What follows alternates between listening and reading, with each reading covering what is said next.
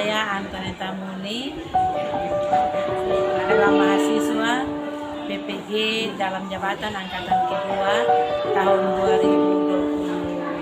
2023 program studi ekonomi Universitas Nusa Cendana Kupang.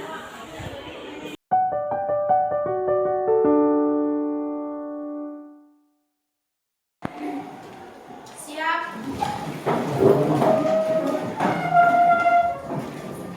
Hormat. Selamat pagi, Bu. Selamat pagi, silakan duduk. Apa kabar semuanya? Baik, mengawali kegiatan pembelajaran kita pada hari ini, kita akan berdoa dan Ibu minta salah seorang siswa untuk pimpin kita dalam doa.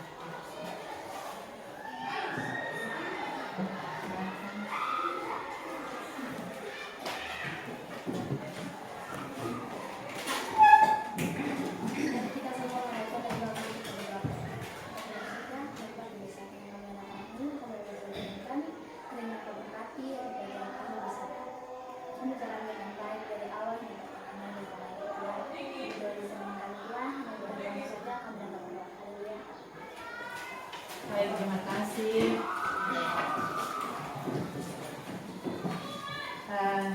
Pagi hari ini kita akan belajar tentang kebutuhan. Sebelum kita lanjut, materi minggu lalu itu kita belajar tentang Pasar. tentang pasar. Apa itu pasar? Silakan. Baik, perkenalkan nama saya Putri Desina yang biasa disapa dengan Putri. Saya akan menjawab apa itu pasar. Pasar adalah tempat pertemuan antara penjual dan pembeli untuk melakukan transaksi. Makasih. Pasar adalah tempat pertemuan antara Penjual dan pembeli untuk melakukan transaksi. Baik, pagi hari ini kita akan masuk dalam kegiatan pembelajaran ekonomi, yaitu tentang kebutuhan. Tujuan pembelajaran peserta didik dapat mendeskripsikan pengertian pasar dan dapat menggunakan model pembelajaran yang kita gunakan pada hari ini, yaitu problem based learning atau PBL. Metode yang digunakan adalah cara bervariasi dan diskusi kelompok. Media yang digunakan LCD, laptop, LKPD, dan alat tulis. Baik, pemahaman bermakna. Yang berikut pemahaman bermakna. Di sini dijelaskan bahwa pasar adalah tempat bertemu antara penjual dan pembeli. Lalu kemudian yang kedua, tujuan utama pasar adalah penjual dan pembeli saling berinteraksi untuk menyelesaikan suatu hal berdasarkan kehendak antara konsumen dan produsen. Lalu yang berikut pertanyaan tematik, jelaskan apa itu pasar, dan yang kedua sebutkan jenis-jenis pasar.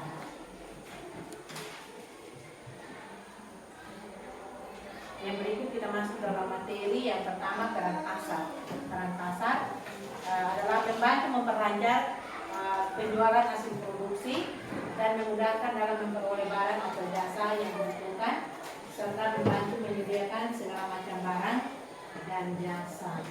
Lalu yang kedua, macam-macam peran pasar. Peran pasar ini ada banyak. Peran yang pertama bagi produsen, yang kedua bagi konsumen, yang ketiga bagi pembangunan, yang keempat sumber daya manusia.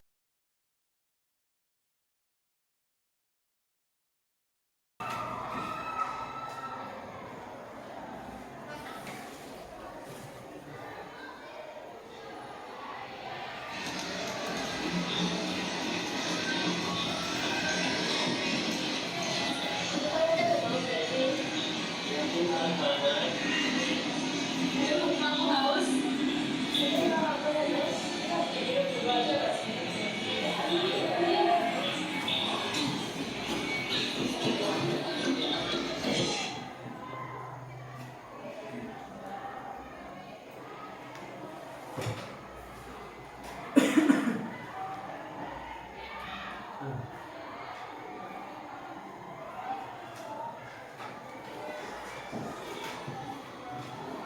kedua. Ya, seperti banget.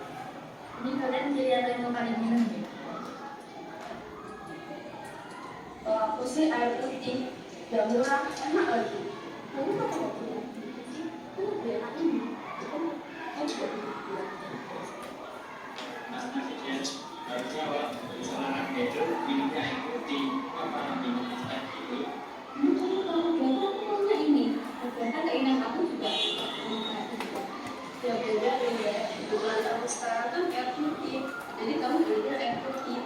Bedain dong mana hubungan sama keinginan. Kamu gitu ya, gitu aku. Ya udah, terima kasih ya.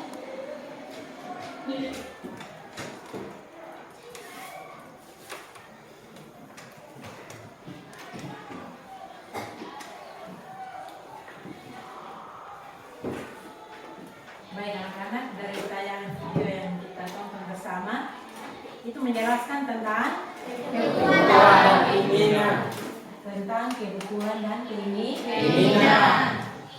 Nah, yang tadi dari video yang kita tonton bersama, kira-kira kebutuhannya apa?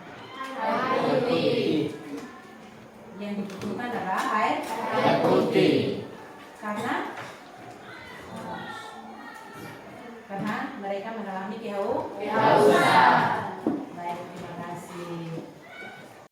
Jenis alat pemuas kebutuhan menurut sifatnya ada dua, yaitu barang ekonomis dan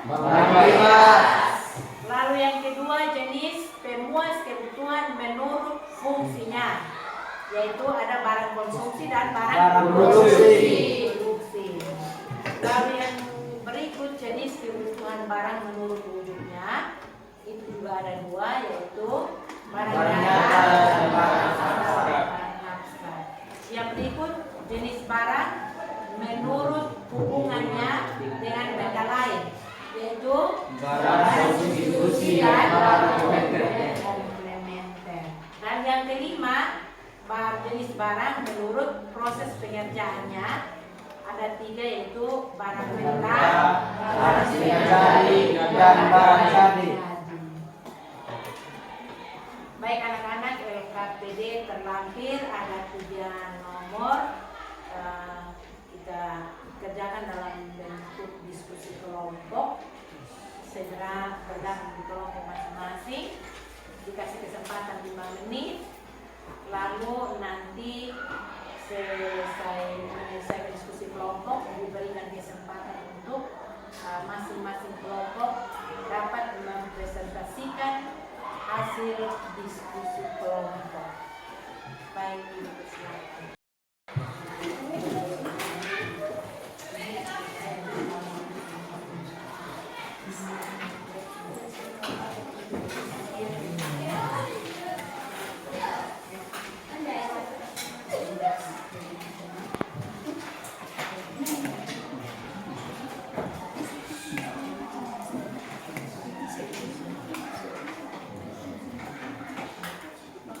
Baik, silakan.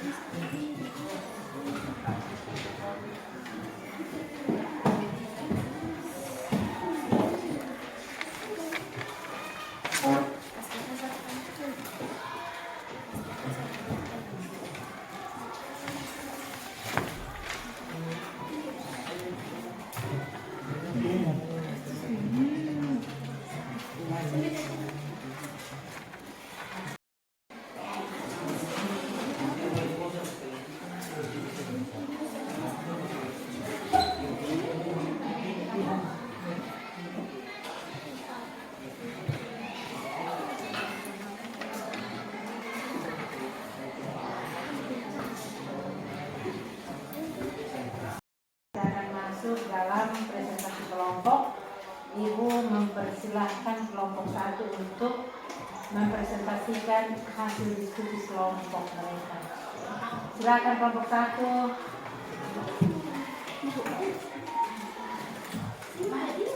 Selamat pagi, Ibu Guru dan juga teman-teman. Terima kasih atas kesempatan yang diberikan kepada kami kelompok 1 untuk mempresentasikan hasil diskusi kami yang akan dibacakan oleh teman saya Cecilia Agung. Yang pertama, jelaskan hal-hal yang perlu dipertimbangkan dalam menyusun skala pemenuhan kebutuhan. Hal-hal yang perlu dipertimbangkan dalam menyusun skala pemenuhan kebutuhan adalah yang pertama, nilai kegunaan di masa kini ataupun di masa yang akan datang. Yang kedua, ketepatan waktu pemenuhan kebutuhan. Yang ketiga, tren mode. Yang keempat, adat dan kebiasaan yang dilakukan oleh manusia. Yang kedua, sebutkan faktor-faktor yang mempengaruhi kebutuhan.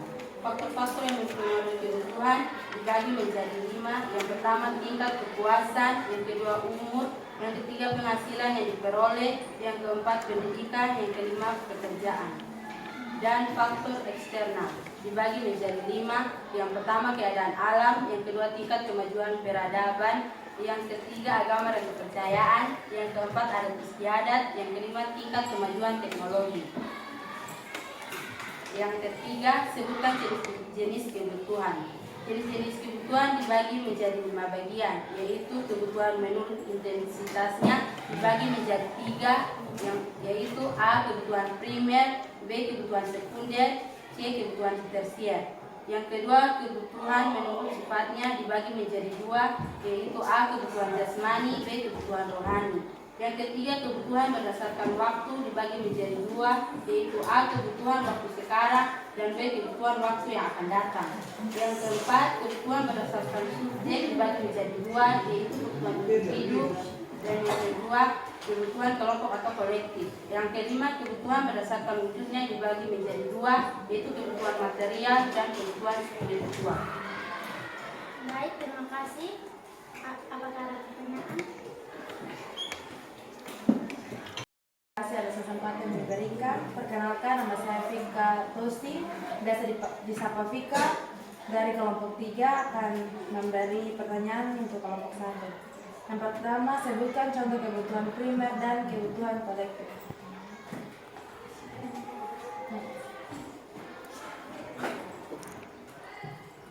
Terima kasih, saya akan menjawab dari saudari Vika, yaitu sebutkan contoh kebutuhan primer dan kebutuhan kolektif. Contoh kebutuhan primer, makanan, minuman, pakaian, perumahan, dan pendidikan. Contoh kebutuhan kolektif, sekolah, pasar, gereja, umum, jalan raya, dan jembatan.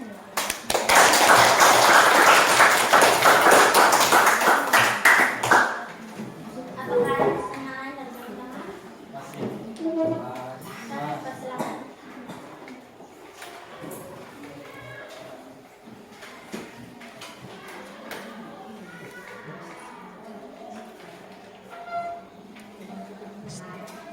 Perkenalkan, nama saya Kesowen. Saya akan memberikan pertanyaan. Sebutkan contoh kebutuhan di waktu sekarang dan waktu yang akan datang. Baik, saya akan menjawab pertanyaan saudara Ebet. Contoh kebutuhan waktu yang sekarang, yang pertama, orang sakit harus dibawa ke dokter untuk berobat. Yang kedua, orang yang lapar harus dikasih makanan. Contoh kebutuhan di masa yang akan datang, pendidikan dan menabung.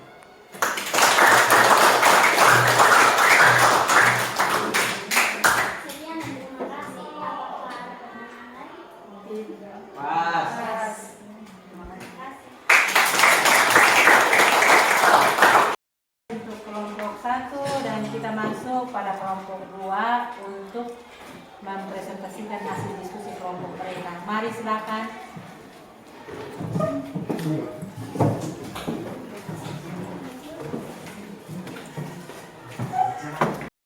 Baik, shalom, selamat pagi teman-teman dan ibu guru. Shalom, selamat pagi. Baik, kami dari kelompok 2 akan mempresentasikan hasil dari diskusi kami yang akan dipresentasikan oleh teman saya. 1. Jelaskan hal-hal yang perlu dipertimbangkan dalam menyusun skala pemenuhan kebutuhan. Hal-hal yang perlu dipertimbangkan dalam menyusun skala pemenuhan kebutuhan adalah A. Nilai kegunaan di masa kini ataupun di masa yang akan datang. B. Ketepatan waktu pemenuhan kebutuhan. C. Tren mode. D. Adat dan kebiasaan yang dilakukan oleh manusia. Nomor 2, sebutkan faktor-faktor yang mempengaruhi kebutuhan. Faktor-faktor yang mempengaruhi kebutuhan dibagi menjadi 6, yaitu A. Tingkat kepuasan, B. Umur, C. Penghasilan yang diperoleh, D. Pendidikan, E. Pekerjaan. Nomor 3, sebutkan jenis-jenis kebutuhan. Jenis-jenis kebutuhan dibagi menjadi 5 bagian. Yang pertama, kebutuhan menurut intensitasnya dibagi menjadi 3 bagian, yaitu kebutuhan primer, sekunder, dan tersier. 2, kebutuhan menurut sifatnya dibagi menjadi 2, yaitu jasmani dan rohani. Yang ketiga, kebutuhan berdasarkan waktu dibagi menjadi 2, yaitu kebutuhan waktu sekarang dan waktu yang akan datang. Keempat, kebutuhan berdasarkan subjek dibagi menjadi 2, yaitu kebutuhan individu dan kebutuhan kelompok atau kolektif. Yang kelima, kebutuhan berdasarkan wujudnya dibagi menjadi 5, yaitu kebutuhan material dan spiritual. Baik, sekian dari presentasi kami. Mungkin ada pertanyaan atau tambahan dari teman-teman atau teman-teman? Ada.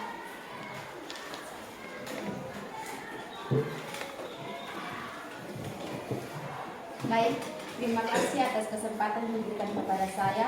Perkenalkan, nama saya Asmi Yulianti Lailita. Saya akan memberikan satu pertanyaan kepada kelompok 2. Sebutkan faktor-faktor yang mempengaruhi kebutuhan. Baik, saya akan menjawab. Di sini ada 5 faktor, yaitu yang pertama tingkat kepuasan atau gaya hidup, yang kedua umur atau usia, yang ketiga penghasilan yang diperoleh, yang keempat pendidikan, dan yang kelima adalah pekerjaan.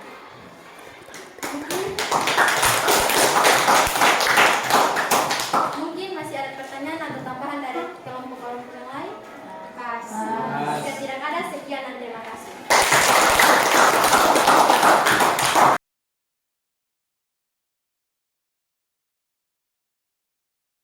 Baik anak-anak, dari materi yang sudah kita pelajari tentang kebutuhan yang sudah kita diskusikan bersama, menyangkut kebutuhan dan keinginan, berarti kita harus mendahulukan kebutuhan. Ya, kita harus memiliki skala prioritas. Baik, pertahankan semangat belajar yang ada, dan minggu depan kita akan lanjut ke materi yang berikut, yaitu tentang kelangkaan. Kita akan mengakhiri kegiatan pembelajaran kita siang hari ini, dan kita akan berdoa. Ibu minta salah seorang siswa untuk pimpin kita lanjut.